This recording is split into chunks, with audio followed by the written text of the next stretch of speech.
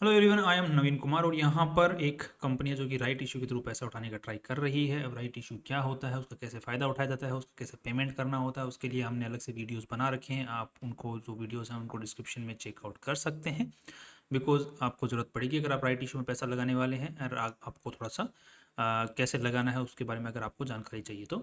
अब यहाँ पे इस पर्टिकुलर कंपनी की बात करते हैं तो कंपनी का नाम है यामिनी इन्वेस्टमेंट्स कंपनी। और ये जो कंपनी है ये 27 मई से 27 जून के बीच में इसका राइट इशू खुलने वाला है। वैसे तो इसका जो रिकॉर्ड डेट है वो 13 मई का है, जो कि परसों का है, ट्यूसडे का। एंड यहाँ पर बाकी इसका जो राइट इशू ओपन हो जाएगा 27 तारीख को और क्लोज हो जाएगा 27 जून को। तो एक महीने तक राइट इशू खुला रहेगा, जिसमें आपको पेमेंट करने का मौका मिलेगा। बाकी जिसको जो राइट इशू में जो एक्स्ट्रा शेयर्स आपको टेम्प्ररी मिलते हैं, जिस भी भाई के पास में इस कंपनी के शेयर्स हैं उसको टेम्प्ररी शेयर्स मिलेंगे, उनको वो बेच भी सकता है उसको अगर उन टेम्प्ररी शेयर्स का पेमेंट नहीं करना है तो उसके पास में मौका है लगभग 20 दिन का, उस टाइम में वो बेच भी सकता है। अब जो जिस भी भाई के पास में 4 शेयर्स हैं इस कंपनी को, उसको 3 शेयर्स एक्स्ट्रा मिलने वाले हैं। उनका उसको पेमेंट करना है कितने रुपए के भाव से?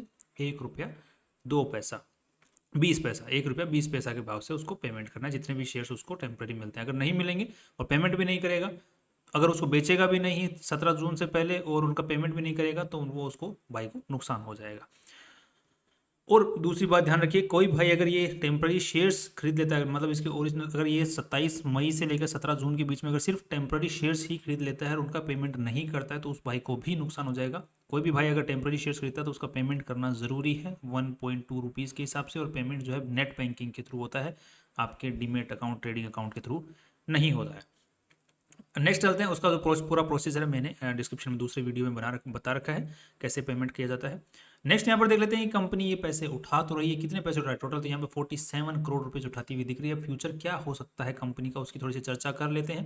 अब ये कंपनी पहले उससे पहले क्या काम में लेने वाली, तो वर्किंग कैपिटल रिक्वायरमेंट। तो कंपनी वर्किंग कैपिटल रिक्वायरमेंट तो ठीक है, बट कंपनी करती क्या है जो वर्किंग कैपिटल रिक्वायरमेंट काम में लेने वाली है? तो ये बोल रही है कि हम लोन वगैरह देते हैं, इन्वेस्टमेंट कंपनी है, मतलब एक दूसरी कंपनियों के शेयर्स में पैसा लगाते हैं और लोन पे पैसा देने का भी काम करते हैं। सो इन्वेस्टमेंट कंपनी है ये, राइट, जैसे नाम में भी लिखा हुआ है, राइट। अब आज के दिन इस पूरी कंपनी की जो साइज है before the right issue is 82 crore rupees. और यहाँ पे ध्यान रखिएगा ये जो प्राइस है ये एडजस्ट हो जाएगा 1.4 के आसपास में, 1.3 के आसपास में। तो दैट मीन्स कि अगर ये 13 मई को अगर इसका प्राइस चेक करोगे तो आपको उसको 1.3 1.4 के आसपास में देखने को मिलेगा।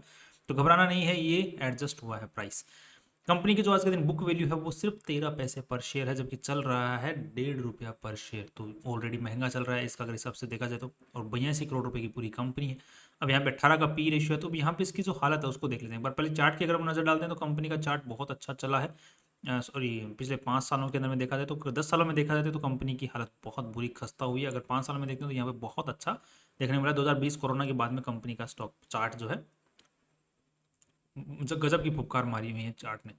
नेक्स्ट अब देख लेते हैं कंपनी अब इन्वेस्टमेंट, मतलब एक शेयर्स में पैसा लगाती है, निकालती है, लगाती है, निकालती है, या फिर जिसको इन्वेस्टमेंट जो लोन पे पैसा देकर उससे इंटरेस्ट के थ्रू पैसा कमाती है। तो यहाँ पर इसके जो इंटरेस्ट के थ्रू पैसा कमाने का है या फिर शेयर्स में इन्वेस्टमेंट करने का तरीके से जो पैसा कम रेवेन्यू जनरेट हो रहा है वो पिछले कुछ सालों क्वार्टर्स के अंदर में ठीक ठाक बढ़ोतरी देखने को मिल रही है। और दिसंबर 2024 के क्वार्टर में तो बहुत ही भयंकर जो बढ़ोतरी है वो देखने को मिल रही है। क्योंकि यहाँ पे कुछ खास फायदा नहीं हुआ है, बट स्टिल फायदा अच्छा देखने को मिल रहा है। अब यहाँ पे अचानक से इतना बड़ा रेवेन्यू जनरेट होना और फिर भी फायदा कुछ खास नहीं होना एक सवाल खड़ा करता है कि ये जो रेवेन्यू है, ये नेट प्रॉफिट है, वो दिखाया गया है, हुआ नहीं है, राइट। अब यहाँ पे अगर हम लोग इस पर क्लिक करके चेक करने की कोशिश करते हैं कि ये कंपनी ने क्या किया है, तो यहाँ पर देखने को मिल रहा है कंपनी ने 37 करोड़ का माल तो बेचा है, 60 करोड़ का माल खरीदा है, 25 करोड़ का कंपनी का माल पड़ा है। दैट मीन्स कंपनी ने शेयर्स में या फिर प्रेफरेंस शेयर्स में ट्रेडिंग की है। तो ट्रेडिंग करके यहाँ पर रेवेन्यू को बढ़ाया गया है, जो कि कंपनी ने यहाँ पर मुझे लग रहा है बेवकूफ़ बनाने वाला एक काम किया है। क्योंकि राइट इशू के थ्रू पैसे उठाने हैं तो राइट इतना बड़ा रेवेन्यू अचानक से बढ़ा हुआ दिखे, नेट प्रॉफिट्स बढ़े हुए दिखें, तो कन्विंस करना आसान हो जाता है जनता को, जो कि यहाँ पर होता हुआ दिख रहा है। नेक्स्ट अब यहाँ पे कंपनी के अंदर में इन्वेस्टर्स की बात करते हैं तो कुछ खास इन्वेस्टर्स यहाँ पे प्रमोटर्स तो खाली पड़े हुए हैं, और पब्लिक की फॉर्म में भी अगर देखा जाए तो कुछ खास नाम यहाँ पर देखने को नहीं मिल रहे हैं। जो मुझे एक इंटरेस्टिंग चीज़ अगर और लगती है, जो कि यहाँ पर अगर हम लोग शेयर होल्डिंग पैटर्न्स में देखते हैं ईयरली बेसिस के ऊपर देखें तो 2021 मार्च तक इनके पास में सिर्फ 3,000 लोग ही इनके शेयर्स को खरीद के बैठे हुए थे। बट अचानक से 2022 में क्या होता है कि इनके पास में 1 लाख, 1 साल के अंदर में 1 लाख लोग हो जाते हैं, इन्वेस्टर्स हो जाते हैं, और उसके बाद में जो है बढ़ते ही जा रहे हैं। जबकि इसके जो शेयर बाजार है उसमें भी जो स्टॉक है उसके अंदर में बहुत भयंकर उछाल या फिर उतार चढ़ाव देखने को मिला है, जबकि रेवेन्यूज के अंदर में कुछ खास उतार चढ़ाव देखने को नहीं मिल रहा है। तो यहाँ पर एक क्लियर अंडरस्टैंडिंग जो मेरी बन रही है पर्सनली छोटे दिमाग की, वो इतनी बन रही है कि भगाया गया है। नेक्स्ट यहाँ पे कंपनी का यहाँ पे पीएनएल स्टेटमेंट, चलो उसकी बात कर ली हमने। अगर हम लोग बैलेंस शीट की बात करते हैं तो बैलेंस शीट में ठीक ठाक पैसा पड़ा हुआ है। सारा का सारा पैसा मेनली जो पड़ा हुआ है वो लोन्स एंड एडवांसेज में पड़ा हुआ है, मतलब किसी को लोन दे रखा है पैसा, उसी के थ्रू कंपनी पैसा कमा रही है। और यहाँ पर अचानक से सितंबर 2024 के अंदर में बोरोइंग देखने को मिलती है, मतलब उधारी पे पैसा लिया गया है, मतलब उधार पे पैसा लेके उधार पे पैसा दिया गया है, मतलब उधार पे लिया उधार पे दिया। तो इन्वेस्टमेंट वाली कंपनी है तो उधार पे लेके उधार पे देती है, कोई दिक्कत वाली बात नहीं है, राइट। एंड साथ में कंपनी ने रेवेन्यू यहाँ पर अच्छा खासा जनरेट करके राइट इशू में दबदबा बनाने की भी कोशिश की गई है। That's fine. अगेन अब देख लेते हैं कि कंपनी का राइट इशू के थ्रू जो पैसा उठा रही है उससे क्या होने वाला। तो यहाँ पे 47 करोड़ रुपीस कंपनी के पास में हो जाएंगे, जिसकी वजह से कंपनी अपना इसको चुका देगी, जिसकी वजह से कंपनी का इंटरेस्ट का जो पेमेंट है वो पूरा का पूरा खुद के पास में ही बचेगा। That will be again fine, right. Next, अब क्या हमें इस कंपनी में इन्वेस्टमेंट करना चाहिए? मैं तो क्लियर कट नो कहूँगा। क्यों नो कहूँगा? सीधी सी बात बताता हूँ। इन्वेस्टमेंट कैटेगरी जो कंपनियां होती हैं वो बहुत सारी ऑलरेडी मार्केट में हैं जो कि अच्छे वैल्यूएशन पे अवेलेबल है। अगर आज इसके अंदर देखने तो कंपनी ने पूरा पैसा, इसकी पूरी वैल्यू है 82 करोड़ की, राइट। और यहाँ पर देखने को मिल रहा है कि बैलेंस शीट में कंपनी के पास में 91 करोड़ की पूरी बैलेंस शीट, जिसमें से 20 करोड़ रुपए तो निकाल दो, 70 करोड़ पीछे बचे।